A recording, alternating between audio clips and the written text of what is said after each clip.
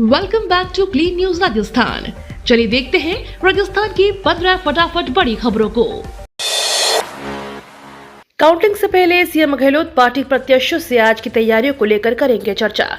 राजस्थान के सियासी गलियारों में विधानसभा चुनाव में हुई वोटिंग और एग्जिट पोल्स की चर्चाएं छाई हुई हैं। सभी पार्टियों के नेताओं की धड़कनों की रफ्तार बढ़ी हुई है। जनता किसे सरकार चुनेगी, इसका फैसला आज यानी 3 दिसंबर को होने वाला है। चुनावी सरगर्मियों के बीच मतगणना केंद्रों पर भी सुरक्षा और निगरानी के कड़े इंतजाम किए गए हैं। आज 3 दिसंबर को वोटों की गिनती होगी। 36 केंद्रों पर 199 उम्मीदवारों का भाग्य खुलेगा। आज सुबह 8 बजे से सभी 36 केंद्रों पर पोस्टल बैलेट और 8:30 बजे से ईवीएम के माध्यम से मतगणना शुरू होगी। सट्टा बाजार में राजस्थान में बीजेपी को स्पष्ट बहुमत। राजस्थान विधानसभा चुनाव 2023 के लिए वोटों की गिनती में अब बस कुछ ही शेष घंटे रह गए हैं और दोनों ही दल अपनी अपनी जीत के दावे कर रहे हैं। हालांकि दावे और एग्जिट पोल अनुमान भले ही कुछ भी हो, लेकिन राज्य के सबसे बड़े फलौदी सट्टा बाजार के रुझानों से भारतीय जनता पार्टी को पूर्व बहुमत मिलने का संकेत मिल रहा है। सटोरिया भाजपा की जीत को लेकर ज्यादा आश्वस्त दिख रहे हैं और भगवा पार्टी को 115 से ऊपर और कांग्रेस को अधिकतम 70 सीटें दे रहे हैं। सट्टेबाजों ने सट्टा रुझान भले ही जमीन पर स्थिति को प्रतिबंधित नहीं कर सकता है, लेकिन फिलहाल बीजेपी पसंदीदा है। कोटा में स्टूडेंट सुसाइड रोकने हर हाल पीजी में जाकर संवाद करेंगे काउंसलर। कोटा में छात्रों की आत्महत्या की घटनाएं थमने का नाम नहीं ले रही हैं। साल भर में अब तक 29 स्टूडेंट्स आत्महत्या कर चुके हैं। अब प्रशासन ने इसे रोकने के लिए हॉस्टल और पीजी में काउंसलर्स की मदद लेने का फैसला किया है। काउंसलर्स छात्रों से संवाद कर उनकी मानसिक स्थिति का पता लगाएंगे। इस अभियान के लिए प्रशासन ने एक विशेष पोस्टर भी तैयार किया है। इसमें 24 घंटे विद्यार्थियों की मदद के लिए संचालित की जा रही हेल्पलाइन के मोबाइल नंबर, जिला प्रशासन के student portal, Kota police student cell, WhatsApp contact, email ID और मदद के लिए अन्य सभी हेल्पलाइन के पोस्टर्स सभी हॉस्टल्स के प्रमुख स्थानों पर डिस्प्ले किए जाएंगे। मतगणना से पहले यहां ईवीएम की कंट्रोल यूनिट गायब, केस दर्ज। बताया जा रहा है कि जोधपुर शहर में विधानसभा मजिस्ट्रेट के वाहन में 4 ईवीएम मशीनें रखी गई थी, जिसमें कंट्रोल यूनिट, वीवीपैट और बैलेट यूनिट शामिल थी।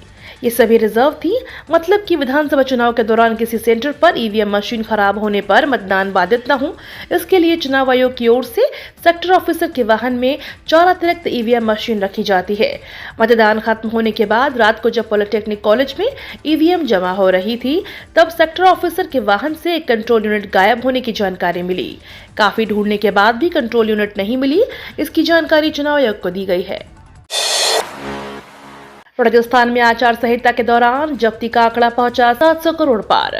विधानसभा आम चुनाव 2023 के दौरान प्रदेश में विभिन्न एनफोर्समेंट एजेंसियों द्वारा अब तक 703 करोड़ रुपए मूल्य की अवैध नकदी और अवैध सामग्री जब्त की गई है। आपको बता दें, अकेले जयपुर से 110 करोड़ 47 लाख रुपए सीज किए गए हैं। मुख्य निर्वाचन अधिकारी प्रवीण गुप्ता के अनुसार राजस्थान के 14 जिलों में अलग अलग एजेंसियों की ओर से अब तक 20 करोड़ रुपए से अधिक की जब्ती की गई है, जबकि राज्य आबकारी विभाग एवं राज्य जीएसटी विभाग द्वारा क्रमशः 18 करोड़ रुपए और 117 करोड़ रुपए की मूल्य की जब्ती हुई है। सचिन पायलट का जलवा, बीजेपी ने मानी हार। राजस्थान कांग्रेस में गहलोत और सचिन पायलट के बीच कड़ी टक्कर है। पायलट को कुछ कमजोर समझा जा रहा है, लेकिन लोगों के बीच उनकी ताकत का ऐसे अंदाजा हो जाता है कि टोंक के बीजेपी सांसद सुखबीर जौनपुरिया ने खुद हार मान ली है। उन्होंने कहा कि टोंक विधानसभा क्षेत्र से सचिन जीत रहे हैं। वहीं राजस्थान कांग्रेस के बड़े नेता रघु शर्मा ने पायलट को कांग्रेस का भविष्य बताया। ऐसे में पायलट की संभावनाओं को नकार नहीं सकते। राजस्थान में बसपा ने खेला बड़ा दाव, रख दी शर्तें। राजस्थान चुनाव के रिजल्ट से पहले बसपा ने बड़ा दाव खेला है। बसपा के प्रदेश अध्यक्ष भगवान सिंह बाबा ने कहा कि राज्य में करीब बसपा के 6 विधायक चुनाव जीत कर आएंगे। 2008 और 2018 में पार्टी ने कांग्रेस का समर्थन किया था, लेकिन कांग्रेस ने विधायकों को तोड़ने का काम किया। इस बार मायावती ने साफ कहा है कि इस बार जीते हुए विधायकों का समर्थन उसे ही मिलेगा जो सरकार में बसपा विधायकों को शामिल करेगा। जोड़ तोड़ ही सही, सरकार तो कांग्रेस की बन रही। राजस्थान चुनाव रिजल्ट से पहले कांग्रेस नेता प्रताप सिंह खाचरियावास ने बड़ा बयान दिया है।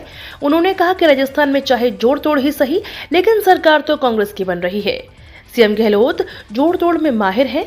अगर सीटों का मामला फंसा तो रिजॉर्ट में बाड़ेबंदी करने में गलत क्या है। वसुंधरा राजे के मंदिर जाने और राज्यपाल से मुलाकात पर उन्होंने कहा कि वह अपना काम कर रही है और यही उनका स्टाइल है।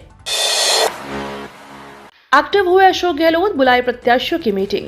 राजस्थान में नेताओं से पहले ही सरकार बनाने की कोशिशें, जोड़ तोड़ गुटबाजी और सियासी बसात बिछाने का खेल शुरू हो गया है। इसी बीच अशोक गहलोत ने बीते 9 बजे वीडियो कॉन्फ्रेंसिंग के जरिए कांग्रेस प्रत्याशी बैठक बुलाई। मीटिंग में पार्टी प्रभारी भी शामिल होंगे। इस दौरान सीएम अशोक गहलोत सभी प्रत्याशियों से फीडबैक लेने के अलावा आज मतगणना के बाद की स्थिति के लिए रणनीति बनाएंगे। रिजॉर्ट पॉलिटिक्स को कांग्रेस नेता गौरव गोगोई ने बताया बेबुनियाद। राजस्थान के सवाई माधोपुर से बीजेपी प्रत्याशी किरोड़ी लाल मीणा के रिजॉर्ट बनाने वाले बयान पर कांग्रेस नेता गौरव गोगोई ने पलटवार किया है।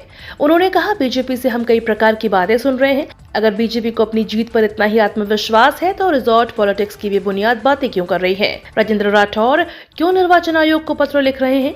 राज्य में पूर्ण बहुमत से कांग्रेस की सरकार बनने वाली है। किसकी बन रही सरकार? आ गए सट्टा बाजार के फाइनल रुझान। राजस्थान के फलौदी सट्टा बाजार के नए रुझानों के मुताबिक राजस्थान में बीजेपी पूर्ण बहुमत से सरकार बना सकती है। बाजार के हिसाब से बीजेपी यहां 115 से ज्यादा सीटें जीत रही है, जबकि कांग्रेस 70 से ज्यादा सीट नहीं जीता पाएगी। बाजार के मुताबिक कई बड़े मंत्रियों के साथ ही दोनों पार्टियों के कुछ बड़े नेताओं की सीट खतरे में है। हालांकि वसुंधरा राजे, अशोक गहलोत और सचिन पायलट अपनी अपनी सीट आराम से जीत रहे हैं। भारत बनाम ऑस्ट्रेलिया का आखिरी T20 मैच आज। भारत ऑस्ट्रेलिया के बीच 5 मैचों की T20 सीरीज का आखिरी मुकाबला बेंगलुरु के एम चिन्नास्वामी स्टेडियम में आज शाम 7 बजे खेला जाएगा।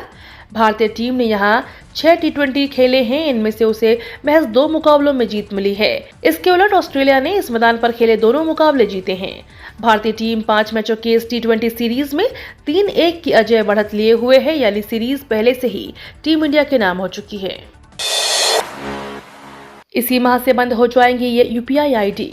भारत सरकार कुछ यूपीआई आईडी को बंद करने जा रही है। National payment corporation of India यानी एनपीसीआई ने गूगल पे, पेटीएम और फोन पे समेत सभी पेमेंट ऐप्स को यूपीआई आईडी और नंबर को डीएक्टिवेट करने के लिए कहा है। इसके तहत उन्हीं यूपीआई आईडी को डीएक्टिवेट किया जाएगा जिनका इस्तेमाल पिछले 1 साल से नहीं हुआ है। एनपीसीआई ने थर्ड पार्टी ऐप प्रोवाइडर और पेमेंट सर्विस प्रोवाइडर को 31 दिसंबर तक ऐसा करने के लिए कहा है। 14 दिसंबर तक मुफ्त में अपडेट करा सकते हैं आधार कार्ड।